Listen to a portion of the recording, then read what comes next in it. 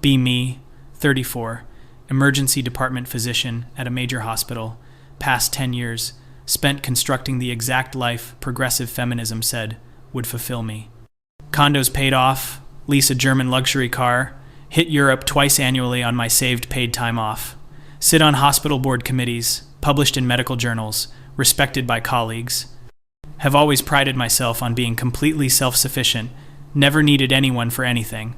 Relationships have always been on my terms, equal split of everything, no traditional gender role nonsense. If a guy even hints at wanting to pay for dinner, immediate red flag, means he thinks I can't handle my own finances, means he sees me as lesser. Have had probably 15 relationships over the years, none lasting more than 8 months, always my choice to end things. They inevitably start hinting at wanting more traditional dynamics. One guy literally had the audacity to suggest I might want to take it easy after I worked a 16-hour shift. Like, excuse me, do you think I'm fragile? Do you think female physicians can't handle the same workload as men? Dumped him that night. Another one kept wanting to fix things around my place. I have a superintendent for that, and also I'm perfectly capable of using YouTube tutorials. His insistence felt patronizing, like he thought I needed a man to handle basic household repairs. Gone. My friends from med school are all the same way.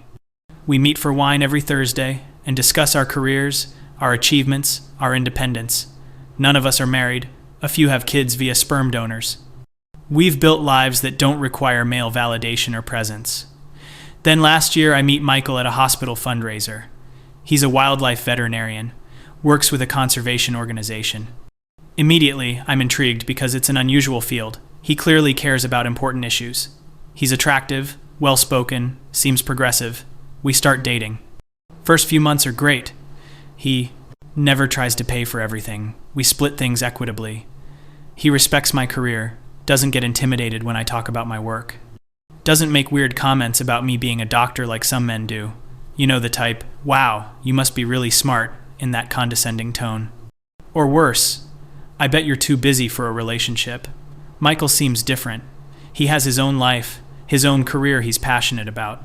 Doesn't seem threatened by my success. Around month 4, things start shifting. Subtly at first, he mentions his sister is getting married, asks if I want to go to the wedding as his date. I say sure, sounds fine. Then he mentions it's a traditional wedding. His family is kind of old-fashioned. I immediately tense up, ask what he means by old-fashioned. He brushes it off, says just that they're close-knit, family-oriented, whatever. I can handle one weekend with some traditional people. The wedding is in rural Oregon. His family has a farm. We drive up on a Friday afternoon. The whole way there, Michael is telling me about his childhood, growing up on this farm, how his parents have been married 40 years, how his sister and her fiancé have been together since high school. I'm internally cringing but staying polite. We arrive and his family is a lot. His mom immediately hugs me like we're already family. His dad shakes my hand and says, "We've heard so much about you." His 3 sisters are all there with their husbands and collective 7 children running around. It's chaos. Dinner that night is this huge family affair. Everyone sits around this massive table, multiple conversations happening at once. His mom cooked everything. His dad is grilling steaks outside. I offer to help and his mom waves me off, says I'm a guest. I insist, because I'm not going to sit there useless while another woman does all the work. She finally lets me set the table. During dinner, I notice the dynamics. The wives are all very domestic. They're talking about their kids, their homes, meal planning, gardening. None of them seem to work outside the home. One of them was a teacher but quit when she had her first kid. I'm sitting there thinking about how much potential they've wasted, how they've made themselves financially dependent on men, how they've reduced themselves to traditional roles that feminism fought to free us from. Michael's dad asks about my work. I tell him about the emergency room, about a difficult case I handled last week. He listens politely but then says, "Must be hard to balance that with family planning." I freeze. Say I don't have family plans, my career is my focus. Awkward silence. His mom jumps in and changes the subject. After dinner, the men go outside to drink beer and the women start cleaning up. I help clean because obviously I'm not going to perpetuate gender roles by leaving it all to the women, but I'm irritated that the men just automatically left and didn't even offer to help. And the women didn't expect them to. Michael's sisters are asking me about my relationship with Michael. When are we moving in together? Have we talked about marriage? Do I want kids? I explain that I'm focused on my career, that I don't see marriage as necessary for a fulfilling relationship, that traditional family structures aren't the only valid way to live. They all get quiet. One of them, Rachel, says, "Oh, well, everyone's different, I guess." In that tone that means she thinks I'm weird but is being polite. Later that night, Michael and I are alone in the guest room. I tell him I felt uncomfortable, that his family seems very traditional, and it's not an environment I relate to. He says he knows they're different from what I'm used to, but they're good people. I say I'm sure they're good people, but good people can still perpetuate problematic structures. He looks confused.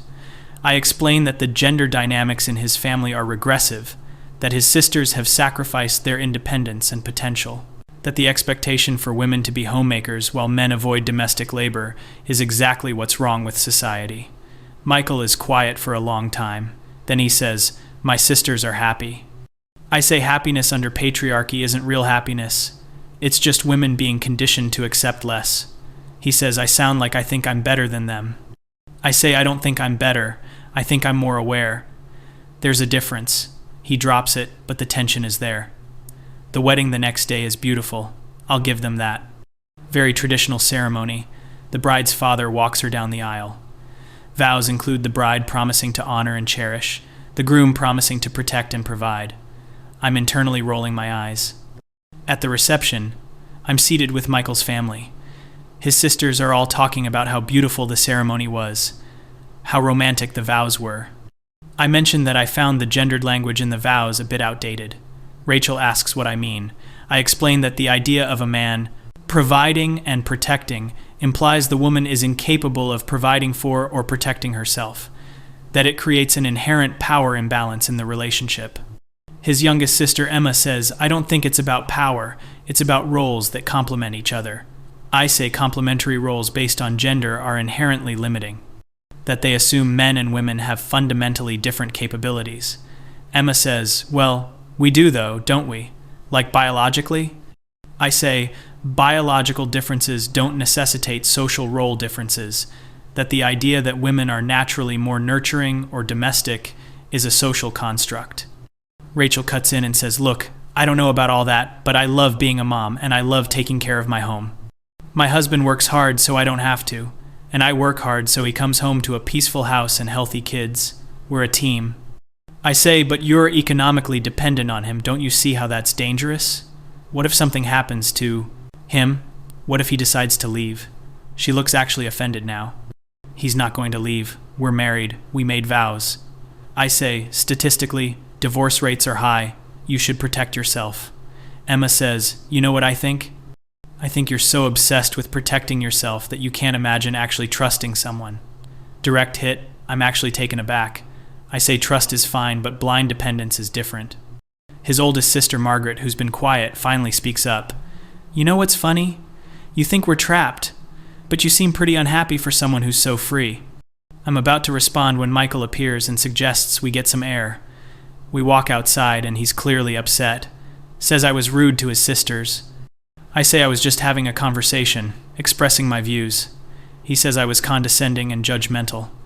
I say if they felt judged, maybe it's because deep down they know I'm right. Michael stops walking. "You really think you're superior to them, don't—" "What you?" I say, "I think I've made different choices, more empowered choices," he says. "My sister Rachel has a degree in engineering. She worked for Boeing for 6 years. She chose to stay home with her kids. Emma was a competitive athlete, could have gone pro in soccer, chose to get married and start a family instead. Margaret ran her own business before deciding she wanted to homeschool her kids. These aren't women who don't know what options exist. They chose their lives." I say choices made under patriarchy aren't real choices. He just stares at me. "Do you hear yourself? You're saying that any choice you wouldn't make isn't valid. That's not feminism, that's just arrogance." I'm getting angry now. Tell him that I spent years fighting against exactly the kind of life his sisters are living, that I refuse to apologize for wanting more for women than domestic servitude. He says, they don't want your more, they're happy with what they have. I say happiness isn't the only measure of a life well lived. Achievement, independence, those matter too. He says, to you, they matter to you. We barely speak the rest of the weekend. Drive home is silent. I think maybe we're done, which is fine. I don't need a man who can't handle a woman with strong convictions. But Michael doesn't break up with me. Instead, over the next few weeks, he starts asking me questions, like deep questions about what I want from life, where do I see myself in 10 years, what makes me feel fulfilled, what I value in relationships. I give him my standard answers: career advancement, financial independence, personal freedom, mutual respect between equals. He listens, but he seems unsatisfied with my answers. One night, about a month after the wedding, we're at his place. He's making dinner. We alternate. Who cooks? Very equitable. He says, I've been thinking a lot about what you said at the wedding. I say, about your sisters? He says, about everything. About relationships. About what makes a good doll. Partnership. I'm thinking, okay, good. He's come around to my perspective. But then he says, I think we want fundamentally different things. I bristle. Say, because I won't just submit to traditional gender roles. He says, no, because you think wanting traditional things is wrong. I say it's not wrong, it's just limiting. He says, what if I told you that I want a wife who wants to be a wife? I say, what does that even mean? He says, it means I want someone who sees value in building a home together, not just coexisting in the same space. Someone who wants kids and wants to be present for them. Someone who's warm and nurturing, who makes our house feel like a home. Someone loyal, who's committed to making a life together work, not always keeping one foot out the door in case something better comes along. I'm speechless for a second. Then I say, so you want a 1950s housewife? He says, I want a partner who embraces femininity, who doesn't see traditional roles as oppression. I say, I'm an emergency department physician. I save lives. I'm at the top of my field, and you're saying that's not enough because I won't play housewife? He very calmly says, it's not about enough, it's about fit. You're an amazing doctor, you're intelligent and accomplished, but you're also rigid and judgmental. You think your way of living is the only enlightened way. You look down on women who make different choices, and honestly, you're not very warm, you're not very giving. Everything is transactional with you. I'm actually stunned. No one has ever said anything like this to me. I say, transactional? We split everything equally, that's fair. He says, fair isn't the same as generous. My parents have been married 40 years. You know why? Because they don't keep score. My dad worked long hours to support the family. My mom created a home and raised 4 kids. Neither of them thinks they got the short end. They're grateful for what the other does. They're loyal to each other. They choose each other every day. I say, your mom is economically dependent on your dad. She has no power, he says. My mom has all the power. Are you kidding? My dad worships her. He works hard because he wants to provide for her. She makes his life beautiful. They're not in competition, they're in partnership. I say, that's just conditioning. She's been taught to accept that dynamic. He says, or maybe, just maybe, you've been taught to reject anything that looks traditional, even if it works. I'm actually getting emotional now, which I hate. Say, so what are you saying? You want to break up because I won't be subservient? He says, I'm saying I want to break up because I want something you can't give me. I want loyalty, not independence. I want warmth, not equality metrics. I want someone who wants to build a family, not someone who sees family as a patriarchal trap. I want someone feminine and soft, not someone who thinks those qualities are weaknesses. I say, feminine and soft, so weak. He says, you prove my point. You think femininity is weakness. That's sad. I'm crying now, actually crying. Say, I've built everything, my whole life, my career, my independence. I don't need anyone. He says, I know, and that's the problem. You're so proud of not needing anyone that you can't actually connect with anyone. He says, I'm not looking for someone who needs me. I'm looking for someone who wants me. Someone who chooses to be with me, not because it's equitable, but because it feels like home. You don't want a partner. You want a roommate who you occasionally sleep with. I say, that's not true. But even as I say it, I'm thinking about my relationships. How I've always kept everyone at arm's length. How I've prided myself on being able to walk away anytime.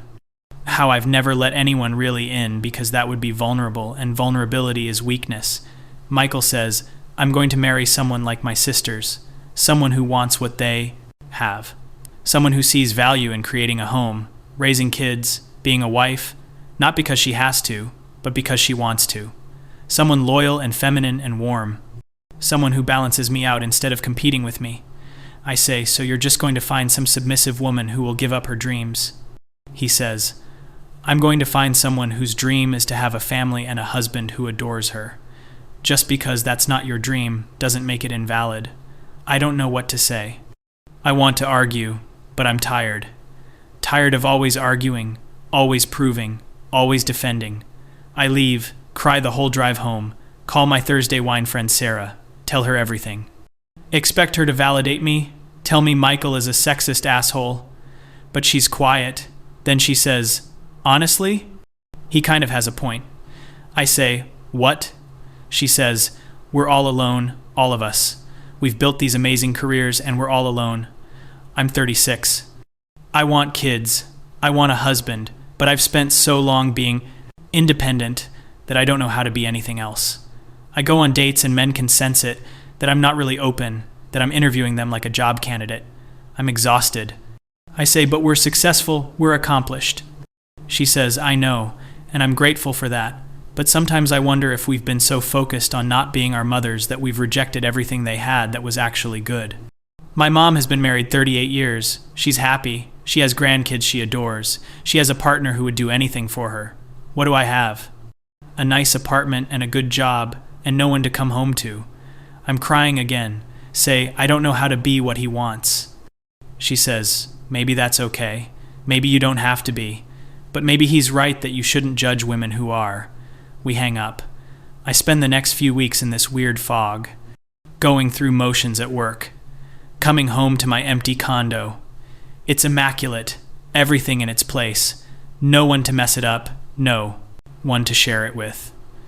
I think about Michael's family, how chaotic and loud it was, but also how warm, how they genuinely enjoyed being together, how his sisters looked at their husbands, how their husbands looked at them. There was something there I've never had. Loyalty.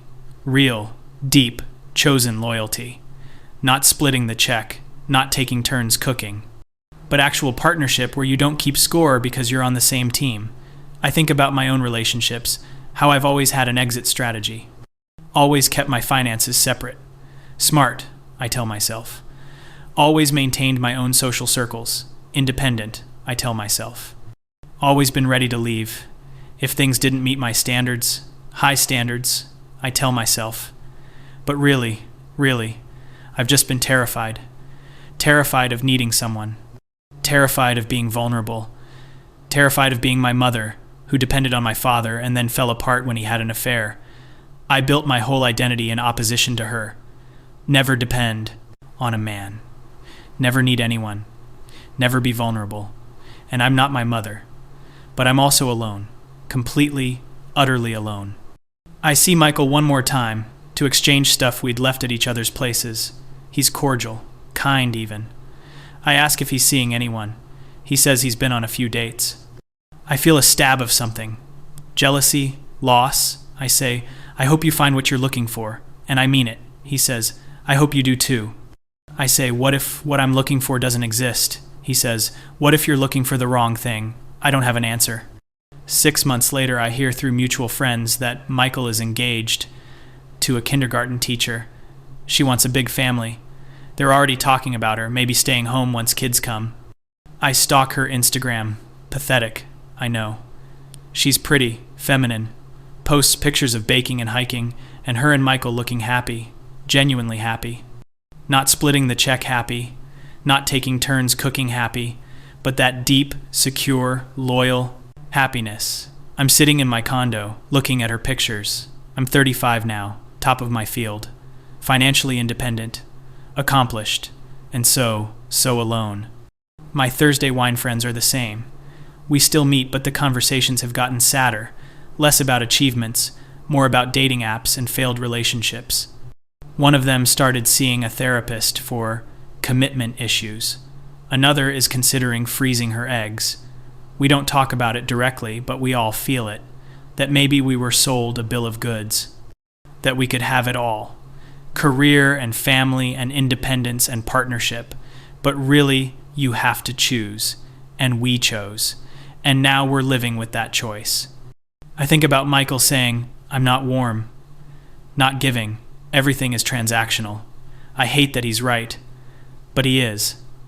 I've spent so long protecting myself that I've become hard. Rigid. I judge other women for their choices because if their choices are valid, then maybe mine aren't the only right path. And I've built my entire identity on my path being the enlightened one, the empowered one, the feminist one. But what has it gotten me? What has all this fierce independence and self-sufficiency actually brought into my life? Professional success? Yes.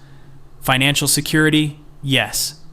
But connection, partnership, family, loyalty? None of that. I think about what Michael wanted. Loyalty, femininity, warmth, someone who wants to build a home, not just maintain a living space. Someone who sees partnership as more than equitable distribution of labor. Someone who wants him, not just tolerates him as long as he meets certain criteria. I could never be that. I don't even know how to start. My whole identity is built on not being that, on being strong, independent, needing no one, on judging women who choose differently as less enlightened. I'm at work, treating a patient, elderly woman, came in with her husband of 52 years. She's okay, just needed some stitches. But watching them together, the way he holds her hand, the way she teases him, the way they communicate without words after 5 decades together, that's loyalty. That's partnership. That's what I've been so busy being too enlightened for. I discharge her and go sit in the break room, cry into my shitty vending machine coffee. One of the nurses asks if I'm okay. I say, I'm fine, because that's what I always say. I'm always fine, always capable, always handling it, never needing anyone. And I'm realizing that might be the loneliest way to live. Michael was right. I valued all the wrong things. Built my identity on rejecting what I actually wanted deep down. Because admitting I wanted loyalty and partnership and family would mean admitting that maybe the traditional things aren't all oppression.